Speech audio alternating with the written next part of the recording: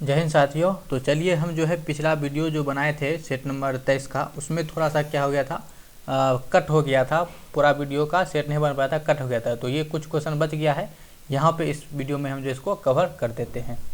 तो चलिए, क्वेश्चन क्या है कि इलेक्ट्रिक सर्किट में धारा नियंत्रक का प्रयोग प्रायः डैश को परिवर्तित करने के लिए किया जाता है।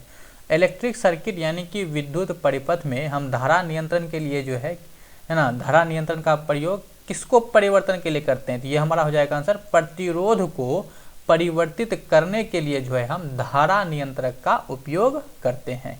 प्रतिरोध जिसे कि R से दर्शाया जाता है जो है, इसका एसआई मात्रक क्या है? ओम है। क्या है? ओम। विद्युत धारा का एसआई मात्रक जो है ये एम्पियर होता है। विभवांतर का एसआई मात्रक जो है ये वोल्ट होता है। इसी सहित इसी तीनों से संबंधित जो है ओम का नियम दिया गया था, V समानुपाती I। ठीक है, V समानुपाती I या फिर V बराबर IR। ठीक है, ये जो है ओम का नियम ये दिया गया था, जिसमें R प्रतिरोध रहता है और इसका मान अचर यानी स्थिरांक होता है।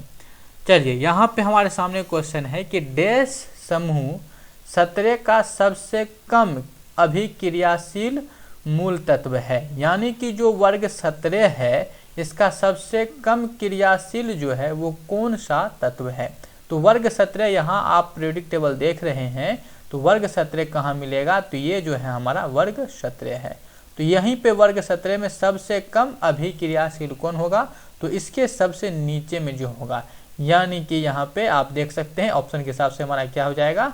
आयोडीन हो जाएगा। ठीक है, आयोडीन हो जाएगा। Answer option C. यदि ये रहता एस्टेटिन तो ये हमारा हो सकता था, लेकिन यहाँ पे ऑप्शन में नहीं है, तो हमारा क्या हो जाएगा? आयोडीन हो जाएगा।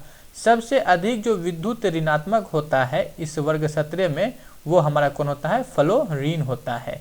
ठीक है, कौन होता है? फ्लोरीन, जिसकी परमाणु संख्या जो है 9 होता है। ये सबसे अधिक विद्युत ऋणात्मक एलिमेंट है। क्लोरीन जिसका संकेत Cl होता है, इसकी परमाणु संख्या जो है 17 है। देखिए, ये समूह 17 है और ये परमाणु संख्या 17 है। तो क्लोरीन की जो इलेक्ट्रॉन बंधुता होता है वो सबसे अधिक होता है क्लोरीन का, लेकिन नेगेटिविटी जो होता है सबसे अधिक वो फ्लोरीन का होता है। ठीक है ना, ध्यान रखिएगा। और इसमें ब्रोमीन जो है, ब्रोमीन से भी क्वेश्चन बनता है कि ब्रोमीन जो है इस तत्व का, यानी कि पूरे आवर्त सारणी का एकमात्र ऐसा उधातु है जो कि आपका क्या होता है? द्रव अवस्था में यानी लिक्विड अवस्था में ये पाया जाता है। पूरे आवर्त सारणी में जो है 2 ही एलिमेंट ऐसा है जो कि आपका द्रव अवस्था में सामान्य रूप से पाया जाता है। एक तो आपका आयोडीन होता है और दूसरा जो होता है आपका ये पारा होता है। तो पारा धातु हो जाता है, धातु में एक है, और वो धातु में जो है आपका हो जाएगा कौन? ब्रोमीन हो जाएगा। ठीक है, जो कि आपका यहाँ पाया जाता है। अच्छा, कमेंट करके आपको बताना है कि आयोडीन की कमी से जो है कौन सा रोग होता है। चलिए, हमारे सामने क्वेश्चन है, ये एक फूल के परागकोश से वर्तिकाग्र तक परागकणों के हस्तांतरण को क्या कहते हैं? यानी कि परागकोश से वर्तिकाग्र तक जो है जाना परागकण का, वो क्या कहलाता है? तो उसको हम जो है परागन कहते हैं। क्या कहते हैं? परागन कहते हैं। यहाँ जो है आप पिक्चर देख रहे हैं, इसको थोड़ा समझने का प्रयास कीजिए। इस पिक्चर में जो है आप यहाँ पे पहले 2 बात ध्यान में रखिए कि हमको एक नर भाग देखना है और एक जो है मादा भाग देखना है। तो मादा भाग कहाँ आप दिख रहा है? तो यहाँ ये जो आपका तीनों हिस्सा है ये मादा हिस्सा है, यानी कि वर्तिकाग्र जो कि सबसे ऊपरी हिस्सा होता है ये आपका वर्तिकाग्र कहलाता है। और ये जो बीच वाला डंठल इस तरह का होता है ये आपका ये क्या कहलाता है? वर्तिका कहलाता है।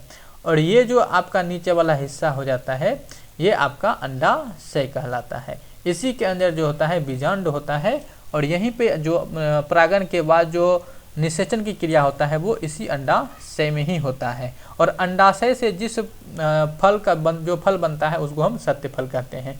ये तो हो गया मादा जनन अंग का भाग। अब हम जो है थोड़ा नर जनन अंग के भाग को समझते हैं। तो इसमें से ये जो साइड वाला जो आया हुआ है, ये साइड वाला जो आप देख रहे हैं ये नर भाग है। तो इसको जो है जूम करके हम यहाँ पे देख लेते हैं। इसको समझ, इसको बोलते हैं पुरे को पुंकेसर कहते हैं। पुरे क्या कहते हैं? पुंकेसर। तो इसके जो है यहाँ पे देखिए ये आपका एक तंतु हो गया। अब यहाँ पे जो है ऊपरी भाग यहाँ पे आपका ये परागकोश हो गया। इसी परागकोश के अंदर छोटे छोटे दाने जैसा जो रहता है उसको हम परागकण कहते हैं। यही परागकण निकल के जो होता है आपका ये इसके वर्ती काग्र पर आता है। तो ये वर्ती काग्र पर आने की जो प्रोसेस होता है इसको इसी को हम परागन कहते हैं, जो पूछा गया था। परागन के बाद जो होता है ये यहाँ पे अंडाशय में आ जाता है और अंडाशय में निषेचन की क्रिया होता है। आशा करता हूँ कि आपको ये चीज़ समझ में आ गया होगा। तो आप अभी तक लाइक नहीं किए हैं तो लाइक कर दीजिएगा और वीडियो को सब्सक्राइब कर दीजिएगा। डैश ना होने पर किया गया कार्य शून्य होगा। तो किया गया कार्य शून्य कब होगा तो वो जान लीजिए। देखिए कार्य बराबर हमारे पास फार्मूला क्या होता है, W बराबर FS cos थीटा, ये होता है FS cos थीटा हमारे पास होता है। ठीक है, तो यहाँ पे शक्ति, विस्थापन, संवेग या वेग, तो ऑप्शन हमारे एस का मतलब विस्थापन हो गया, तो आंसर क्या बनेगा विस्थापन। तो विस्थापन यदि नहीं होता है तो इस स्थिति में क्या हो जाएगा, हमारा किया गया कार्य शून्य माना जाता है। ठीक है, आशा करता हूँ समझ में आया होगा। ये फार्मूला जो है आप याद रखेंगे। साथ ही इसके साथ ध्यान रखिए, यदि आप बल लगा रहे हैं और ये विस्थापन के विपरीत बल हो, यदि बल क्या हो विस्थापन के विपरीत है तो कार्य ऋणात्मक होगा। और यदि बल जो है आप विस्थापन की दिशा में यानी विस्थापन के समांतर लगा रहे हैं तो कार्य धनात्मक होगा। और बल और विस्थापन यदि आपस में लंबवत हो जाता है तो इस स्थिति में कार्य शून्य हो जाएगा। क्योंकि लंबवत का मतलब हो गया हमारा 90 डिग्री और cos 90 का मान होता है 0, इसलिए पूरे कार्य क्या हो जाएगा 0 और आप दिखते रह जाओगे हीरो। चलिए क्वेश्चन हमारे सामने क्या है कि निम्न में से कौन सी ऊर्जा किसी वस्तु की ऊंचाई के साथ बदलती है। तो कौन सी ऊर्जा जो है वस्तु की ऊंचाई के साथ बदलती है। तो ऊंचाई के साथ कौन बढ़ती है, वो हमारा स्थितिज ऊर्जा हो जाएगा। क्या हो जाएगा, स्थितिज ऊर्जा। अच्छा, ऊंचाई जैसे जैसे बढ़ेगा वैसे वैसे इसकी स्थितिज ऊर्जा बढ़ेगा। बदलने का मतलब घटना बढ़ना दोनों हो जाता है। ठीक है, लेकिन यदि ऊंचाई, ये आपका ये जो है फार्मूला किसका है, स्थितिज ऊर्जा का। ऊंचाई यदि बढ़ता है तो आपका स्थितिज ऊर्जा बढ़ेगा और घटाइएगा तो वो घटना शुरू हो जाएगा। ठीक है, गतिज ऊर्जा का फार्मूला क्या होता है, हाफ mv²। ठीक है, हाफ mv² होता है। चलिए हम थोड़ा सा यहाँ पे समझ लेते हैं यांत्रिक ऊर्जा। देखिए जब आप स्थितिज ऊर्जा और गतिज ऊर्जा दोनों का योग जो क्या कहलाता है, वो यांत्रिक ऊर्जा कहलाता है। कई बार क्वेश्चन जो है इस तरह से भी दे देता है, कई बार इस समीकरण को जो है उल्टा पुल्टा करके पूछा हुआ है। ठीक है, तो आप ध्यान रखेंगे ये फार्मूला। स्थितिज ऊर्जा का फार्मूला होता है mgh और गतिज ऊर्जा का होता है हाफ mv²। ऊर्जा का मात्रक जूल होता है और ऊर्जा का अन्य मात्रक भी होता है, अर्ग होता है, कैलोरी होता है, ये भी ऊर्जा का ही मात्रक है। कार्य करने की जो क्षमता होता है उसी को हम ऊर्जा कहते हैं। और ऊंचाई यदि बढ़ाइएगा तो बढ़ने के साथ साथ जो है आपका स्थितिज ऊर्जा का मान भी बढ़ता चला जाता है। ठीक है, अभी तक वीडियो को लाइक नहीं किए हैं तो लाइक जरूर कर दीजिएगा। जीवाश्म काल निर्धारण का एक तरीका जीवाश्म सामग्री में एक ही तत्व के विभिन्न डैश के अनुपात का पता लगाना। एक ही तत्व के क्या, तो एक ही तत्व के समस्थानिकों के अनुपात का पता लगाना है। ठीक है, तो ऑप्शन हमारा क्या बनेगा, समस्थानिकों। और जीवाश्म काल यानी कि किसके द्वारा, तो कार्बन 14 के माध्यम से पता लगाया जाता है। निम्न में से कौन सा पौधा थैलोफाइट समूह से संबंधित नहीं है। तो इसके बारे में आप ध्यान रखिए, थैलोफाइटा के बारे में हम आपको कई बार बता चुके हैं। तो कौन कौन इसमें आता है, तो अल्वा आ जाती है, स्पायरो वगैरह आ जाता है, कारा भी इसमें थैलोफाइटा में आ जाता है। कौन नहीं आएगा, तो आपका ये रिसिया जो है वो नहीं आएगा। ठीक है, रिसिया। देखिए थैलोफाइटा के बारे में थोड़ा सा आपको जानकारी दे देते हैं कि थैलोफाइटा के बारे में आपको क्या सब जानना है। देखिए थैलोफाइटा जो है इसमें जो है कई चीज़ें आते हैं। एक शैवाल आता है, लाइकेन आता है, कवक आता है। ठीक है ना, तो ये सब जो है इसी में आता है, ध्यान रखिएगा। अब इसमें से जो थैलोफाइटा को हम मुख्य रूप से जो है वो शैवाल के रूप में, यानी कि थैलोफाइटा को सामान्यतः शैवाल कह देते हैं। और जितने भी थैलोफाइटा है, जितने भी आपका थैलोफाइटा है, इसका शरीर में जो होता है जड़, तना या फिर पत्ती, इस सब में जो है ये विभाजित नहीं रहता है। कौन, थैलोफाइटा में ये सब विभाजित नहीं रहता है।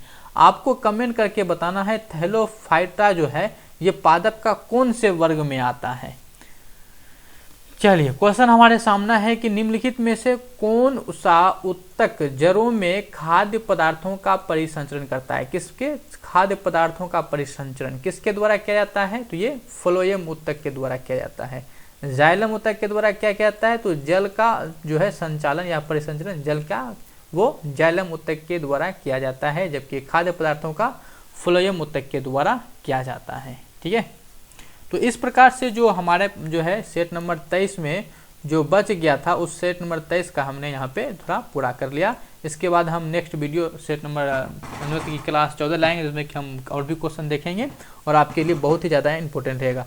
तो वीडियो को आप पूरा आशा करता हूँ जरूर देखे होंगे। अभी तक चैनल को आपने सब्सक्राइब नहीं किया है, सब्सक्राइब कर दीजिए, साथ ही दोस्तों के साथ इसे शेयर करें ताकि ज़्यादा से ज़्यादा लोग तक वीडियो पहुँचे और वो भी जो है सीखे और हमारे चैनल से जुड़ पाए। आप वीडियो को लाइक कर दीजिएगा, आप कमेंट करके अपना हमें फीडबैक जरूर बताइएगा। मिलेंगे नेक्स्ट वीडियो में। जय हिंद।